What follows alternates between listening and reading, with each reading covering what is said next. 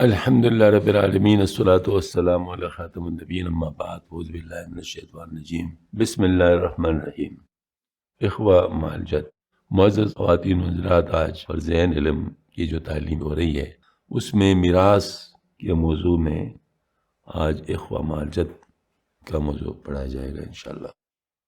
اخوہ کہتے ہیں جب دو یا دو سے زیادہ بہن بھائی کسی قسم کے بھی ہوں ان کو اخوہ کہتے ہیں، اور جد جو ہے نا وہ دو قسم کے ہوتے ہیں، جد حقیقی اور جد رحمی۔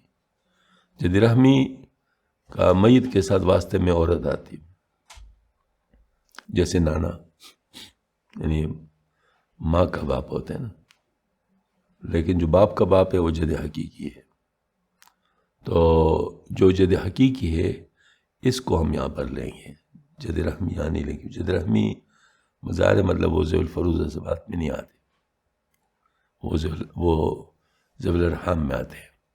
تو جد سے مراد جد حقیقی ہے باپ کی غیر موجودگی میں، اور اولاد کی موجودگی میں جد کا ذوی الفروض میں ایک سدس ہوتا ہے۔ سدس سے مراد 1/6 ہے۔ اس میں کوئی اختلاف نہیں۔ اختلاف اس وقت ہوتا ہے کہ ذوی الفروض سے باپ یا جد کا حصہ نکالنے کے بعد جو بچ جائے تو باپ تو اس میں بلا شرکت غیر متفقہ طور پر بطور اسبہ مالک بنتا ہے، لیکن جد کا معاملہ اس سے مختلف ہے۔ امام مالک رحمۃ اللہ، امام شافعی رحمۃ اللہ کے نزدیک اس کے ساتھ باقی مال میں اخوہ یعنی بہن بھائی بھی شریک ہو سکتے ہیں، جس کی تفصیل یہاں دی جا رہی ہے۔ حضرت ابوبکر صدیق رضی اللہ عنہ اور آپ رضی اللہ عنہ متابعین کی روایت ہے کہ ہر قسم کے بہن بھائی دادا کی موجودگی میں محروم رہتے ہیں، اور یہی امام ابو حنیفہ رحمۃ اللہ علیہ کا مذہب ہے، اور اسی پر احناف کا فتویٰ ہے۔ لیکن حضرت زید بن ثابت رضی اللہ عنہ، حضرت علی کرم اللہ وجہ، حضرت عبداللہ بن مسعود رضی اللہ عنہ کے نزدیک حقیقی اور اللاتی بہن بھائی دادا کی موجودگی میں محروم نہیں ہوتے، اور یہی صاحبین کا قول ہے۔ امام شافعی رحمۃ اللہ، امام مالک رحمۃ اللہ بھی صاحبین کے ساتھ۔ اصل میں یہ بات جو ہے اس طرح ہے کہ دلیل کیا لیتے ہیں۔ امام شافعی رحمۃ اللہ، امام مالک رحمۃ اللہ علیہ اور یہ حضرات فرماتے ہیں کہ اصل میں صحابہ سے لیے، زید بن ثابت رضی اللہ عنہ سے لیے، کہ وہ فرماتے ہیں کہ باپ بھی ایک واسطے سے میت کے ساتھ رشتہ رکھتا ہے، اور بہن بھائی بھی ایک واسطے سے مطلب جو ہے نا وہ یعنی وہ رشتہ رکھتا ہے۔ تو اس وجہ سے مطلب جو ہے نا ان کو جو ہے نا وہ اس میں نہیں کرنا چاہیے۔ بہرحال یہ کہ میں نے باپ بھائی جو مطلب بہن بھائی جو ہوتے ہیں وہ اصل میں باپ کے اولاد ہوتی ہے نا، تو ایک واسطہ ان کا بھی ہو گیا، باپ کے ساتھ وہ واسطہ بن گیا، اور جد جو ہے وہ بھی باپ کے واسطے سے، تو گویا کہ دونوں کا ایک ہی فاصلہ ہے۔ وہ ایک بھائی باپ کا باپ ہے، اور دوسرے جو ہے نا باپ کی اولاد ہے، تو لہٰذا ان میں واسطے کے لحاظ سے کوئی فرق نہیں ہے، تو ان کو وہ نہیں کرنا چاہیے۔ لیکن حضرت ابوبکر صدیق رضی اللہ عنہ، یہ اصل میں کلالہ کا موضوع تھا۔ کلالہ میں باقاعدہ یعنی صحابہ کرام بہت سوچتے رہے، تو حضرت ابوبکر صدیق رضی اللہ عنہ نے فرمایا سوچ کر کہ میری بھی ایک رائے ہے، اگر ٹھیک ہے تو اللہ کی طرف سے ہے، اور اگر غلط ہے تو میری طرف سے یعنی نفس کی طرف سے ہے اور شیطان کی طرف سے۔ پھر فرمایا کہ کلالہ وہ ہے جس کا مطلب فروع بھی نہ ہو، اصول بھی نہ ہو، یہ نہ اس کی اولاد ہو نہ اس کے اجداد باپ ہو۔ ہاں جی، تو ظاہر مطلب ہے کہ جو کلالہ کا موضوع ہے مطلب اس کے لحاظ سے وہ یعنی بہن بھائی نکل جاتے ہیں، ہاں جی، تو صرف جد وغیرہ بات رہ جاتی ہے۔ تو یہاں پر یہ بات ہے، بہرحال اختلافات تو ہوتے رہتے ہیں۔ امام شافعی رحمۃ اللہ، امام مالک رحمۃ اللہ بھی صاحبین کے ساتھ شجر اسبات میں اس لیے حقیقی بہن بھائیوں اور داداؤں کو ایک ہی شیڈ میں دکھایا گیا ہے تاکہ جن ائمہ کے نزدیک شراکت اخوہ مال جد ضروری ہے ان کے متبعین کو اس سے پہلے سے اطلاع ہو۔ البتہ دادا موجود نہ ہو تو حقیقیوں اور اللاتیوں میں پہلے حقیقیوں کا اور بعد میں اللاتیوں کا نمبر دکھایا گیا۔ اخوہ مال جد کے مذکورہ قائلین میں پر تقسیم کے طریقوں میں اختلاف ہے۔ اس میں 3 طریقے ہیں۔ پھر ایک طریقہ حضرت علی کرم اللہ وجہ کا ہے، ایک طریقہ حضرت عبداللہ بن مسعود رضی اللہ عنہ کا ہے، اور ایک طریقہ حضرت زید بن ثابت رضی اللہ عنہ کا ہے۔ جو امام شافعی رحمۃ اللہ علیہ، امام مالک رحمۃ اللہ علیہ وہ مانتے ہیں خواہ مال جد کو، وہ زید بن ثابت رضی اللہ عنہ کے طریقے پہ ہوتے ہیں، ان کے طریقے پہ۔ حضرت علی کرم اللہ کا جو طریقہ ہے اس میں جد کے لیے 3 قسم کے احوال کا اعتبار ہوگا۔ اگر جد کو ذو الفروض میں حصہ نہیں مل سکتا، یعنی میت کی اولاد نہ ہو، تو اگر میت کے بہن بھائی موجود ہو تو ان کے ساتھ وہ اسبہ بنے گا، اس کے ساتھ مقاسمے میں اپنا حصہ اس طرح لے گا کہ وہ ایک بھائی کے طور پر حصہ دار ہوگا۔ ہاں جی، یعنی میت کی اگر اولاد ہو تو پھر تو ان کے پاس چلی جائے گی معاملہ۔ ہاں جی، تو اس وجہ سے جو ہے نا مطلب یہ اسبہ کی صورت تب بن سکتی ہے ان کے لیے کہ میت کی اولاد نہ ہو۔ ہاں جی، تو اگر میت کی اولاد نہیں ہے تو پھر وہ بہن بھائیوں کے ساتھ اسبہ بنے گا، اور ان میں سے ایک بائی تصور ہوگا، یعنی اگر 2 بھائی ہیں اور 3 بہنیں ہیں اور ایک جد ہے تو کوئی یوں سمجھے کہ 3 بھائی ہیں اور 3 بہنیں۔ اس صورت میں اگر اس کا حصہ 1 سدس سے کم ہو رہا ہو تو پھر اس کو 1 سدس دیا جائے گا، باقی بہن بھائیوں میں ذکر مثل ان کے قاعدے کا مطابق تقسیم ہوگا، کیونکہ باپ کے واسطے سے لے رہا ہے اور باپ کیسے ایک بڑچے ہیں ذو الفروض میں، لہٰذا ذو الفروض میں بھلے اس کو ایک بڑچے سے کم کسی طرح بھی نہیں ملے گا۔ دوسری صورت میں مطلب یہ ہوگا کہ اگر اس کا حصہ ایک بڑچے سے کم مل رہا ہے تو پھر ایک بڑچے اس سے پہلے سے نکال لیا جائے گا، پھر اس میں باقی بھائیوں میں تقسیم ہو جائے گا۔ یہ بات ہے، یعنی بھائیوں کو ان پر یہ فوقیت حاصل ہے ان کے نزدیک بھی، علی کرم اللہ وجہ کے نزدیک۔ یاد رہے کہ حقیقی بھائیوں کی موجودگی میں لاتی بھائی اکثر محروم ہوتے ہیں۔ اگر حقیقی بھائی موجود ہو یا بھائی بہن موجود ہو تو پھر وہ اللاتی بہن بھائی محروم ہو جائیں گے،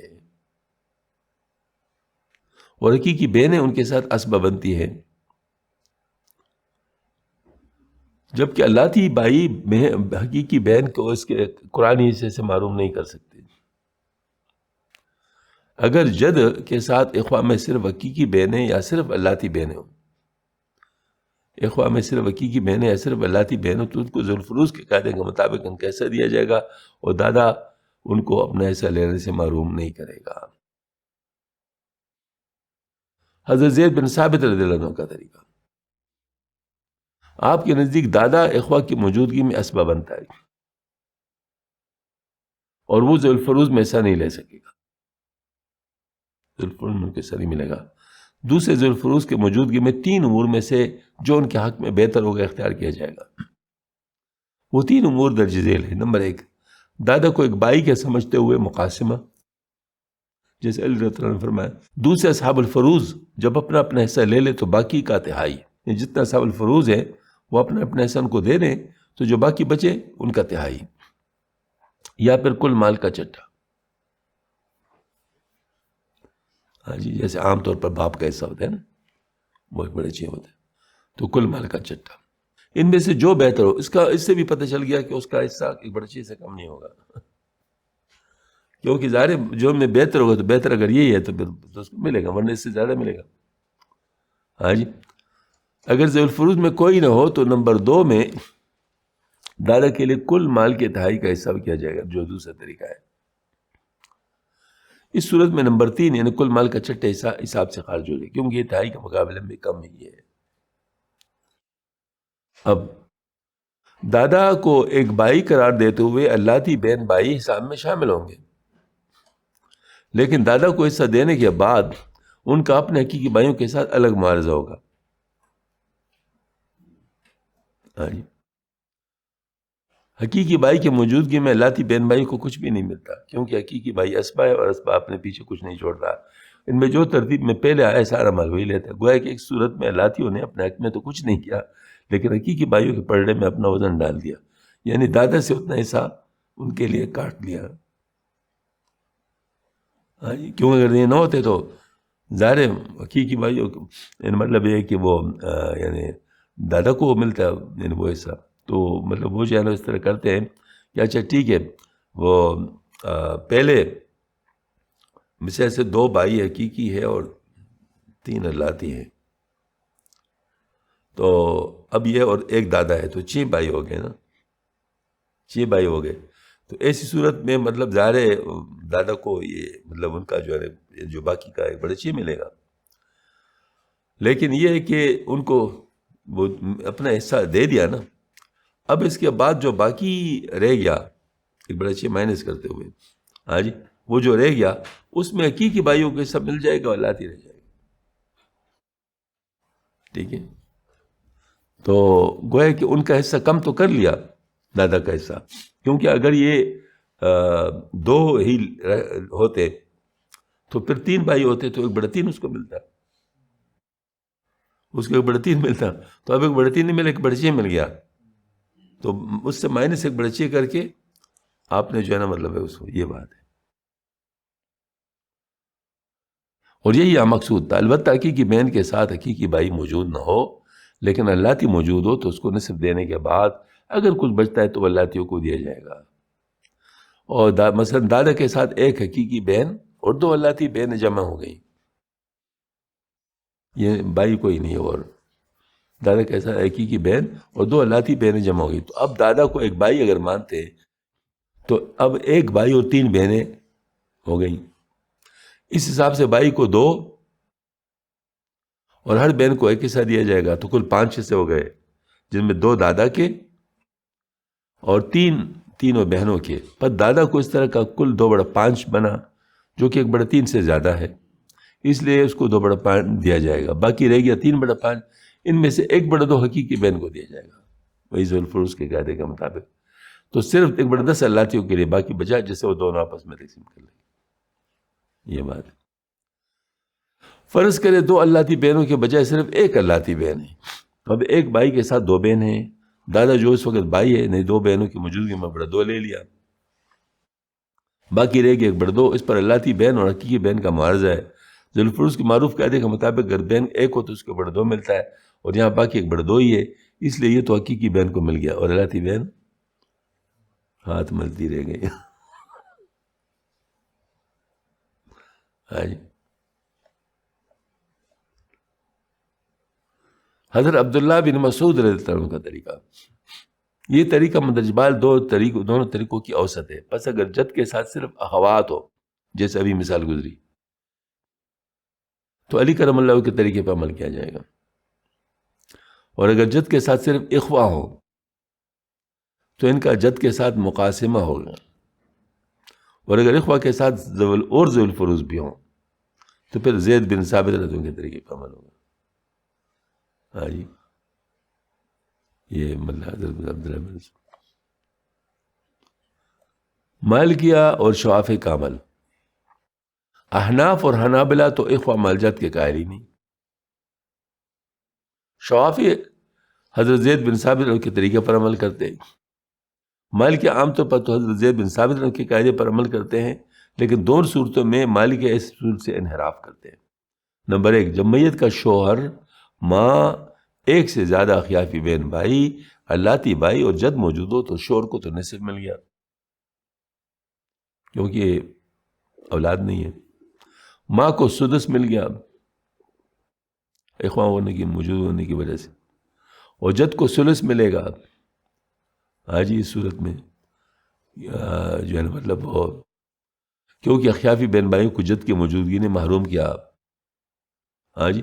اخیافی بہن بھائیوں کی جد کی موجودگی نے محروم کیا، ورنہ وہ ثلث 1/3 لے کر پیچھے کچھ نہ چھوڑتے. ہاں جی. اس لیے اللاتی بھائی جو ذو الفروز بھی نہیں، ان کی محرومی کے بعد کہاں حصہ پا سکتے. اس لیے اخیافی کی محرومی کا فائدہ صرف جد کو ملنا چاہیے. بلکہ یہ انہوں نے قانون بنایا کہ اخیافیوں کی میں جو محرومی ہے اس کا فائدہ صرف جد کو ملنا چاہیے. نمبر 2، جب میت کا شوہر، ماں، 1 سے زیادہ اخیافی بہن بھائی، حقیقی بھائی اور جد موجود ہو تو بھی شوہر کو نصف، ماں کو سدس اور جد کو ثلث ملے گا، کیونکہ اخیافی بھائیوں کو یہاں بھی جد نے ہی محروم کیا، ورنہ حقیقی بھائیوں کے ساتھ مسئلہ ماریہ کے مطابق شریک ہوتے.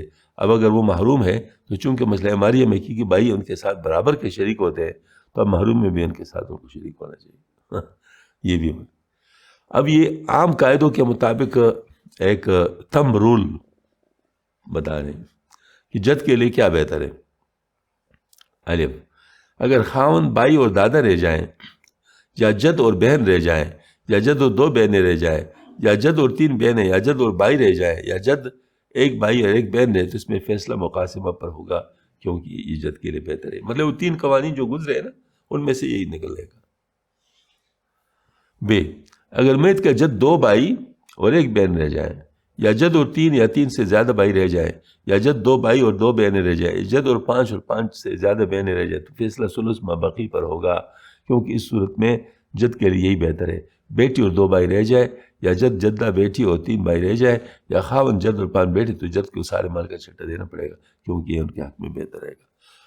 اچھا، ہمارا جو طریقہ ہے نا کہ اس میراث پڑھانے میں، اس میں ہم یاد رکھنے پہ زیادہ زور نہیں دیتے. یاد رکھنے پہ زیادہ زور نہیں دیتے، سمجھنے پہ زیادہ زور دیتے. تو اگر وہ پہلے 3 قاعدے لوگوں کو سمجھ میں آ گئے تو کیا ان کو یاد رکھنے کی ضرورت ہے؟ کیونکہ انہی کا نتیجہ ہے نا. تو لہٰذا وہ قاعدوں کو اچھی طرح سمجھا جائے، ان کو یاد رکھنے کی ضرورت نہیں ہے کہ اس کے لیے کیا بہتر ہے، خود ہی معلوم ہو جائے گا. مطلب اس پر عمل ہوگا تو خود ہی معلوم ہو جائے گا کہ اس کے لیے کون سا بہتر ہے، وہ اصول پہ ہو جائے گا. تو اس وجہ سے ہم لوگ ان باتوں میں نہیں جاتے. تو مسئلہ اقدریہ اس کے بعد آتا ہے. مسئلہ اقدریہ یہ اصل میں ایک عجیب مسئلہ تھا جس نے حضرت زید بن ثابت کو پریشان کر دیا تھا. لیکن وہ اپنے حسابدانی کے ذریعے سے اس مسئلے کو حل کر دیا، اگرچہ ٹیڑھے طریقے سے. مطلب یہ ہے کہ سیدھے طریقے سے حل نہیں ہوا. مسئلہ اقدریہ کیا ہے؟ حضرت زید بن ثابت رضی اللہ عنہ کے لیے اس مسئلے کا حل کافی مشکل ہو گیا تھا. اس میں خاوند ہے، ماں ہے، جد ہے اور حقیقی بہن، یہ ورثہ ہیں. تو قاعدے کے مطابق خاوند کو 1/2 مل گیا. کیوں؟ کیونکہ اولاد نہیں ہے. ماں کو 1/3 مل گیا اس صورت میں کہ نہ اخوا ہے نہ مطلب یعنی کیونکہ باقی کی بہن ایک ہے نا، تو اخوا تو نہیں بنا. ہاں، نہ جو ہے نا مطلب ہے کہ وہ اولاد ہے، اور نہ باپ اور جو ہے نا وہ ایک ہی ہے، مطلب موجود ہے جد نہ باپ. ہاں، تو اب یہ ہے کہ یہ ان قاعدے کے مطابق 1/3 اس کو مل گیا، اور جد کو 1/6 مل گیا. تو حقیقی بہن کو کیا ملا؟ یہ مسئلہ بن گیا. اب حقیقی بہن کیسے معلوم رہ سکتی تھی؟ اس کے لیے پھر مطلب کچھ کرنا پڑا. تو ایسی صورت میں اب اگر ہم اس کو حساب کر لیں تو یہ بن گیا اس کا LCM 6. 1/2 1/3 1/6 کا LCM کیا ہے؟ 6 ہے. تو 6 سے سب کو ضرب دیا تو یہ 3 ہو گیا، یہ 2 ہو گیا اور یہ 1 ہو گیا. تو 6 میں اب یہ ایسا کر لیتے ہیں کہ چونکہ جد اور بہن یہ تو اکٹھے ہیں، اخوا مال جد ہے نا، تو بہن جو ہے نا اس کے ساتھ ہوگی. تو ان دونوں کو کتنے سے ملے؟ اصولاً مطلب یہ ہے کہ یہ جو ہے نا مطلب 1/2 1/3. اچھا، یعنی 1/6 جو ہے نا مطلب اس کو جد کو ملے گا، اور 1/2 اگر اس کو مطلب اس کو دے دیا جائے تو ویسے تو بڑھ جائے گا، لیکن بہرحال یہ کہ قانون اس کے مطابق یہ 1/6 جد کو اور 1/2 جو نا بہن کو. تو یہ اس قاعدے کے لحاظ سے 6 LCM ہو گیا، اور یہ ایک مطلب جنب جمع کیا ہو گیا 3. تو 3 جمع 1 4. تو اب یہ مطلب ہے کہ یہ 4/6 2/3 ہو گیا. تو یہ 2/3 اس سے آتا ہے، ٹھیک ہے نا. تو اب 2/3 آ گیا، تو اس کے لحاظ سے مطلب یہ ہے کہ 3 مطلب LCM جو ہے یہ ہے، تو یہ 3 2 اور یہ 4 ہو گیا، ٹھیک ہے نا. اب یہ دیکھیں، اب ہم یہ کرتے ہیں کہ یہ جو 4/3 ہے، ہاں یہ اچھا یہ اب 9 میں حصہ اقدریہ، یعنی 3 جمع 2 5 جمع 4 9. تو 9 میں حصہ اقدریہ یہ آتے ہیں. اب 9 میں حصہ اقدریہ فیکس، تو اب یہ 3 اور 2 تو ایک ہی ہے نا، اس پر تو کوئی مسئلہ نہیں. مسئلہ یہاں پر ہے، مسئلہ یہاں پر ہے. تو اب فی کس کا مراد یہ ہے کہ یہ جو ہے نا جو یہ تقسیم جب ہم کریں گے ہاں جی تو یہ 4/3 ہے بین ہے نا, یہ 4/3 ہے تو یہ 8/3 ہے. ٹھیک ہے نا, یہ 4/3 ہوتی ہے 8/3 تو یہ مطلب دونوں مل کے یہی بن جاتے ہیں 4 بن جاتے ہیں.